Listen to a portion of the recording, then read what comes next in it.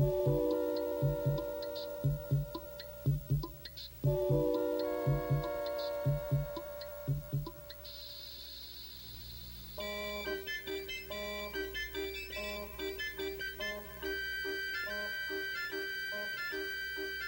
picnic near the lakeside in Chicago is the start of a lazy afternoon, early one October.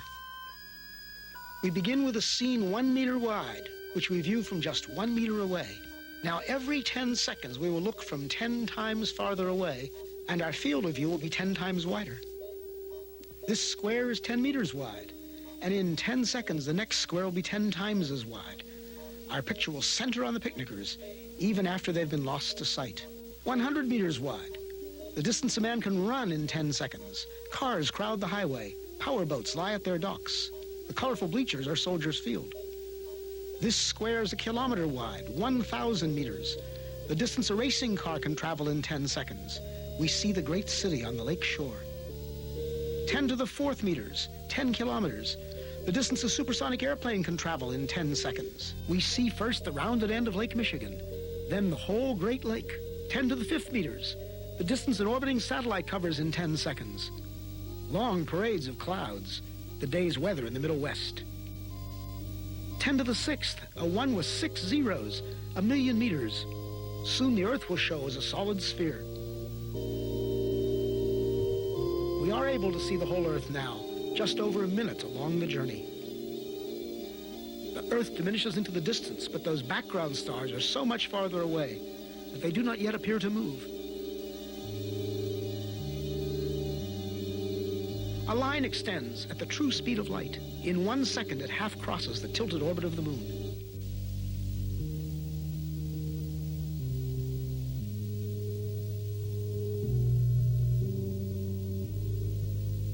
Now we mark a small part of the path in which the Earth moves about the sun. Now the orbital paths of the neighbor planets, Venus and Mars, then Mercury. Entering our field of view is the glowing center of our solar system, the sun, followed by the massive outer planets, swinging wide in their big orbits.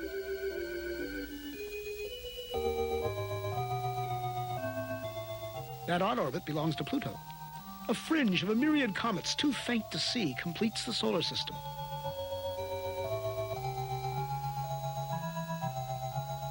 Ten to the 14th. As the solar system shrinks to one bright point in the distance, our sun is plainly now only one among the stars. Looking back from here, we note 4 southern constellations, still much as they appear from the far side of the Earth. This square is 10 to the 16th meters, 1 light year, not yet out to the next star. Our last 10-second step took us 10 light years further. The next will be 100. Our perspective changes so much in each step now that even the background stars will appear to converge. At last, we pass the bright star Arcturus and some stars of the Dipper. Normal but quite unfamiliar stars and clouds of gas surround us as we traverse the Milky Way galaxy.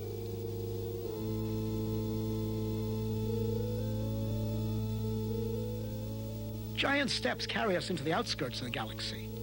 And as we pull away, we begin to see the great flat spiral facing us. The time and path we chose to leave Chicago has brought us out of the galaxy along a course nearly perpendicular to its disk.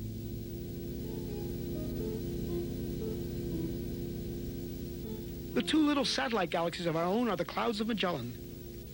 10 to the 22nd power, 1 million light years. Groups of galaxies bring a new level of structure to the scene. Glowing points are no longer single stars, but whole galaxies of stars seen as one.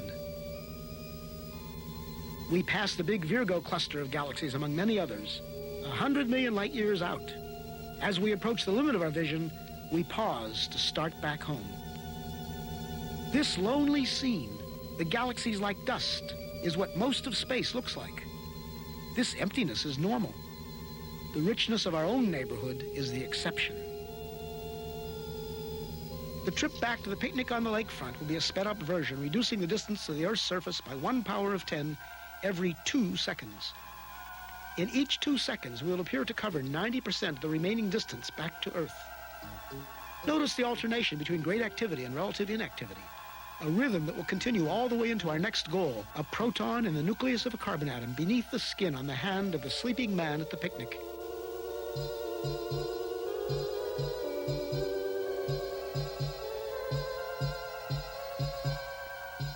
Ten to the 9th meters, 10 to the 8th, 7, 6, 5, 4, 3, 2, 1. We are back at our starting point. We slow up at 1 meter, 10 to the 0 power.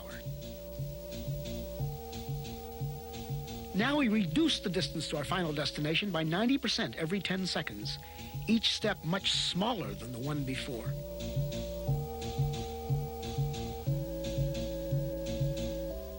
At 10 to the minus 2, 1/100th of a meter, 1 centimeter, we approach the surface of the hand. In a few seconds, we'll be entering the skin, crossing layer after layer from the outermost dead cells into a tiny blood vessel within. Skin layers vanish in turn. An outer layer of cells, felty collagen. The capillary containing red blood cells and a roughly lymphocyte. We enter the white cell. Among its vital organelles, the porous wall of the cell nucleus appears. The nucleus within holds the heredity of the man in the coiled coils of DNA. As we close in, we come to the double helix itself, a molecule like a long twisted ladder whose rungs of paired bases spell out twice, in an alphabet of 4 letters, the words of the powerful genetic message. At the atomic scale, the interplay of form and motion becomes more visible. We focus on one commonplace group of 3 hydrogen atoms bonded by electrical forces to a carbon atom. 4 electrons make up the outer shell of the carbon itself. They appear in quantum motion as a swarm of shimmering points. At 10 to the minus 10 meters, 1 angstrom, we find ourselves right among those outer electrons. Now we come upon the 2 inner electrons held in a tighter swarm. As we draw toward the atom's attracting center, we enter upon a vast inner space. At last, the carbon nucleus, so massive and so small. This carbon nucleus is made up of 6 protons and 6 neutrons. We are in the domain of universal modules. There are protons and neutrons in every nucleus, electrons in every atom, atoms bonded into every molecule out to the farthest galaxy. As a single proton fills our scene, we reach the edge of present understanding. Are these some quarks at intense interaction? Our journey has taken us through 40 powers of 10.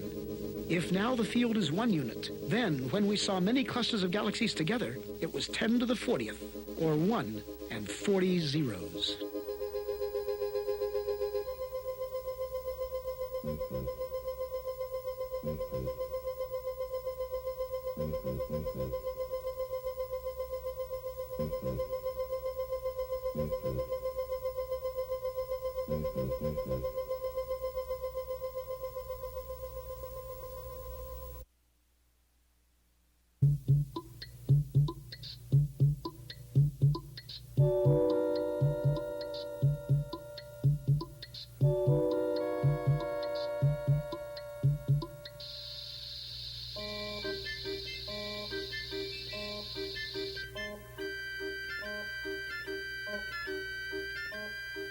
We begin with a scene 1 meter wide, which we view from just 1 meter away. The sleeping man is having a picnic on a Miami golf course. As we back off, the clocks start, and we accelerate in such a way that after 10 seconds have elapsed, we will be exactly 10 times farther away. Now the scene is 10 meters wide, and in 10 seconds it will be 10 times that wide. The sleeping man is still in the center and will remain there long after he is lost to sight. After the second 10 seconds, the square we see is 100 meters wide, the distance a man can run in 10 seconds. Now a kilometer, 1,000 meters, the distance a racing car can drive in 10 seconds. The picnic is about lost as we begin to see Miami Beach. 10 to the fourth power, 10,000 meters, the distance a supersonic aeroplane can travel in 10 seconds. 10 to the fifth power, a 1 and 5 zeros, the distance a satellite in orbit can cover in 10 seconds. Our speed is growing at a tremendous rate. In these past 10 seconds, we will have covered almost 1 million meters. The Earth, that will be all but gone in about 20 seconds, looks solid and imposing and remarkably spherical. 10 to the seventh, our speed is now about 2 million miles an hour, 0.3% of the speed of light, and growing fast. A beam of light on the same plane as Earth would travel this far in 1 second. We can now see the orbital path of the Moon around the Earth. As our speed gets to be a substantial percentage of the speed of light, it has an effect on our time scale. What seems a normal 10 seconds to us would be a much longer period in relative Earth time. Our clocks are getting out of synchronization. Now a long time elapses on Earth for each 10 seconds of our traveling time. The clock is spinning round. The light from the Sun appears, and parts of the orbit paths of some of the planets, Mercury, Venus, Earth, and Mars. 10 to the 12th, considerably farther away is the outer group of planets, so that we now see our whole solar system. Because they are so much farther away from us than the Sun is, the stars seem to stand still. The entire solar system can now only be identified as light from the Sun. The ancient constellations demonstrate the direction in which we are traveling, perpendicular to the plane of the Milky Way galaxy. A supernova, an exploding star, flares.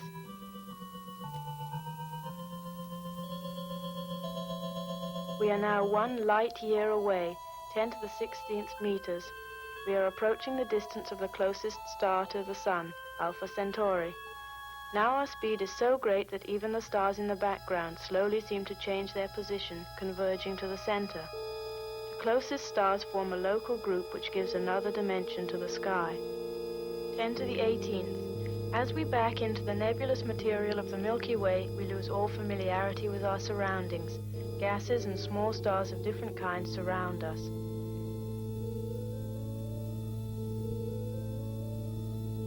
Now we are beginning to see the tremendous cosmic form of the Milky Way galaxy, of which the Earth is such a tiny and insignificant part.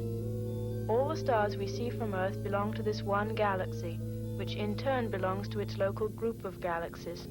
These form part of a grouping system, much as the stars do. They are so many and so varied that from this distance they appear like the stars from Earth, although of course each spot of light now contains many millions of stars. Were we to continue our journey, the scene would probably now remain much the same. The spots of light might just get smaller.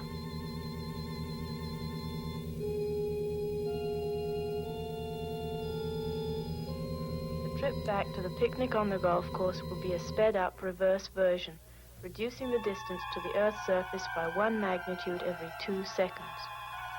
Every 2 seconds we will appear to cover 90% of the distance back to Earth. We notice the rhythm of change between periods of great activity and relative inactivity that will continue all the way down to our next target, the nucleus of a carbon atom just beneath the skin on the hand of the sleeping man at the picnic.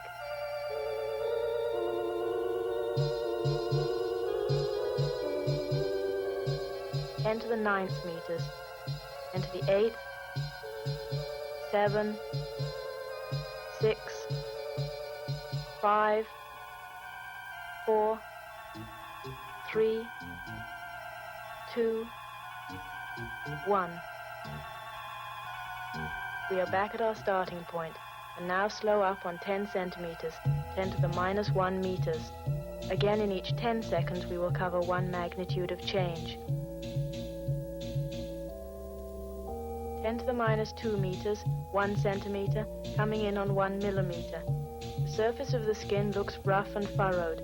The outside layer contains dead cells which we constantly shed and replace from within. Within the skin, the dark area we see is a tiny blood vessel, a capillary. The blood it carries is made up of different types of single cells. cell is a leukocyte. It is self-reproducing and one of those which contains in its nucleus all the genetic material, the 23 pairs of chromosomes that humans carry. The scene is now 1 micron wide, 1/1,000,000th of a meter. Chromosomes appear to be made up of donut-shaped parts strung together. Within the chromosomes we find the genes. Each gene contains endless spirals of stringy material, deoxyribonucleic acid, DNA. The DNA structure contains all the hereditary information. At this scale, we build models to represent the form of the atom, from information about the components, their size and movements. This is a single carbon atom. Carbon atoms are present in every living thing. An outer shell is defined by the orbital path of 4 spinning electrons, 1 angstrom. Passing through this shell, we see an inner shell, 2 electrons orbiting to prescribe a sphere. Within the second electron layer, we find what seems like a vast nothing. In each 10 seconds, we still cover 90% of the remaining distance to the center. Finally, it begins to appear, that unimaginably dense nucleus of a carbon atom, 12 orbiting parts, 6 protons and 6 neutrons. Our galaxy is 36 powers of 10 larger than the nucleus of a carbon atom. If the diameter of the atomic nucleus were a unit 1, then the diameter of the galaxy in atomic units would be 10 to the 35th, or 1 and 36 zeros.